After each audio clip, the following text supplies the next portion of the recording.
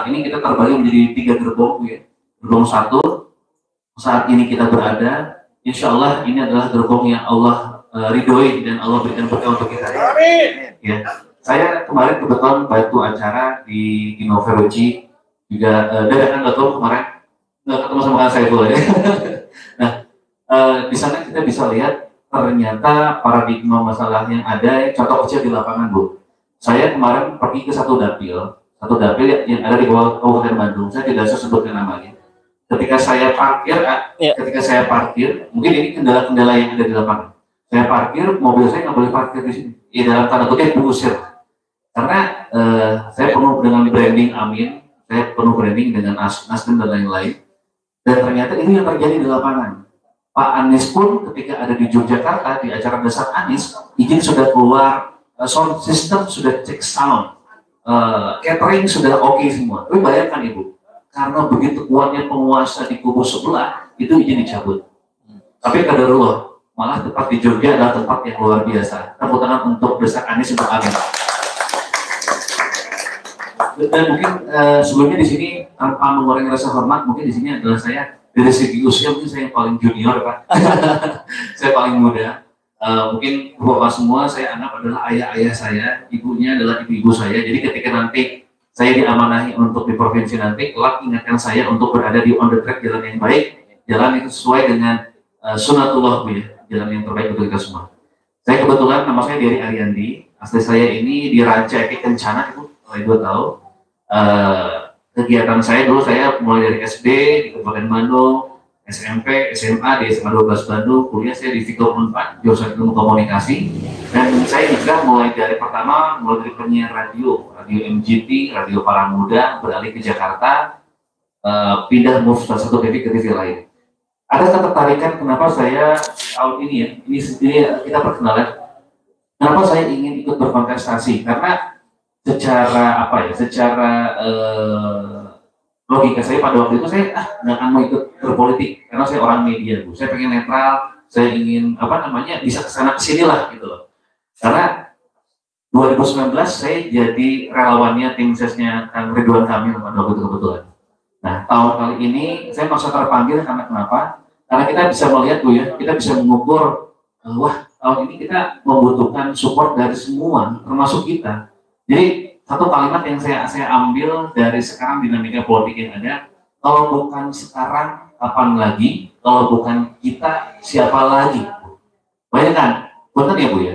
Saya mungkin, Kang Saiful adalah senior saya di dunia public speaking ya, dan saya juniornya. Kita bisa melihat bagaimana, betul bukan menjadikan, bagaimana seorang cawapres kita memiliki kemampuan public speaking yang mohon maaf ya, saya sebut saja di bawah rata-rata. Ketika seorang kepala negara dan wakil kepala negara adalah representatif dari 200 juta masyarakat Indonesia. Apakah ada nilai kepantasan pertama? Terus kedua, kita pasti mengharapkan imam yang terbaik Ibu ya. Baik, mungkin kita di sini teman-teman muslim gitu ya. Tapi kan ternyata relawan Amin ini juga banyak bukan yang non muslim. Tentu saja ada teman-teman dari PETA ya, pemuda Tionghoa ya, Amin. Di bawahnya Pak Henry Husada ya. Ternyata memang Pak Anies ini adalah figur yang mempersatukan banyak perbedaan Bu. Ya, saya percaya hari ini kita berjuang bergerak bukan karena sesuatu, kita bergerak bukan karena seseorang, apa karena kita ingin satu nama Indonesia ini kembali lagi ke jalan yang baik yang diperjuangkan oleh para pejuang terlebih dahulu. Amin. Pejuang dulu mungkin berperang dengan fisik, dengan raga, sekarang kita hanya dengan aspirasi, dengan motivasi, dan dengan bahkan saya kebetulan singkat cerita kalau saya sendiri masuk ke Nasdem ini accidental karena kebetulan senior saya seperti Kang Farhan sudah duduk di RI, terus juga Kang Coki Sitohan ini juga sekarang juga tengah berperan aktif untuk Kota Bekasi dan Kota Depok. Jadi memang kami ini bersinergi untuk Indonesia di tengah-tengah. Kayaknya 01 ini memang secara logistik ya, kita bicara saja langsung fair. Secara logistik memang kita ketertinggalan cukup tinggi dengan 02 dan 03, terutama 02. Tapi saya percaya ketika Allah mudahkan logistik seminim apapun, Allah akan ridhoi, 01 akan jadi Bu. Amin. Dan ini buat saya pribadi adalah legacy. Saya sempat bilang kan di beberapa forum, saya tidak terpilih menjadi caleg tidak masalah, sama sekali tidak masalah karena bukan ambisi saya, bukan impian saya gitu, jujur. Tapi satu impian saya, melihat Pak Anies memimpin Indonesia. Udah itu. Kadang-kadang apa ya, sisi emosional kita, sisi semangat kita, terutama kemarin contoh kecil ketika acara di Ginova Roci, betapa merindingnya saya ketika kita menyanyikan lagu Indonesia Raya, Bu ya. Karena kenapa? Kita tuh contoh kecil, saya tuh tidak punya kemampuan apapun. Secara kapital mungkin caleg-caleg lain pun ya, dengan keterbatasan masing-masing, kita biasanya mengukur diri. Saya punya teman di Garut dan Tasik, teman-teman relawan, itu sampai minta APK, Bu. Membuktikan apa? Ternyata memang kita di logistik kita nggak sampai ke daerah. Satu hal kita miris, tapi satu hal kita harus optimis. Insya Allah Bu, kita sudah ada di gerbong yang tepat, kita sudah ada di perahu yang tepat. Bagaimana ketika kaum Nabi Lut Allah hempaskan yang selamat, hanya sebagian orang-orang terpilih. Mudah-mudahan kita semua ini orang-orang baik yang dengan jumlah sedikit, tapi insya Allah Allah berkahi dan ridhoi. Itu yang utama. Mungkin sekilas dari saya seperti itu. Sekali lagi saya caleg termuda dari Partai Nasdem nomor urut 7 Kabupaten Bandung, dapil Kabupaten Bandung dari mulai Nagrek sampai Pangalengan. Saya cuma ikhtiar satu Bu, kita sama-sama sebarkan nilai positif karena ini perjuangan kurang lebih 16 hari lagi ya, 16 hari lagi 14 Februari tidak ada daya dan upaya tanpa izin sang Khalik. Untuk itu kita sama-sama nanti mungkin di akhir kita doa sama-sama, mudah-mudahan Pak Anies disehatkan, Pak Anies dikuatkan, ya, dan langkah kita Allah mudahkan. Assalamualaikum warahmatullahi wabarakatuh. Waalaikumsalam. Sebentar, karena tadi klaimnya paling muda, berarti harus ditanya usianya. Gitu ya. emang berapa paling muda tuh? Saya kelahiran Juli tahun 86. Jadi mungkin sama putra ibu saya seumur, jadi makanya itu saya ketika forum seperti ini, tolong anggap saya putra ibu, anggap saya putra bapak, karena ya saya tergerak berpolitik tahun kali ini satu hal, karena alhamdulillah saya sempat bilang sama tim, saya nasib sendiri 3 bulan kan, 3 bulan maksudnya sebelum daftar calon tetap DCT, awalnya saya tidak terdaftar karena saya itu tidak ada tertarik dengan untuk berpolitik pada waktu itu. Karena kebetulan saya kerjaan biasanya presenter, biasanya MC Bu ya. Kadang-kadang kita dapat job dari 01, 02, 03 kan lumayan Pak ya, show gitu ya. Tapi kali ini justru saya nggak tertarik untuk melihat dunia Bu. Saya tertarik untuk memilih akhirat yang akan kita pertanggungjawabkan Tuhan. Insya Allah. Masya Allah. Ya. Baik, seperti harapan kita tadi, mangga silakan Akang Teteh. Kalau saya manggilnya Akang Teteh karena saya lihat sebenarnya muda-muda. Minimal semangatnya yang muda. Nah, gitu. Mangga Akang Teteh kalau ada yang mau menyampaikan aspirasi atau bertanya. Ya.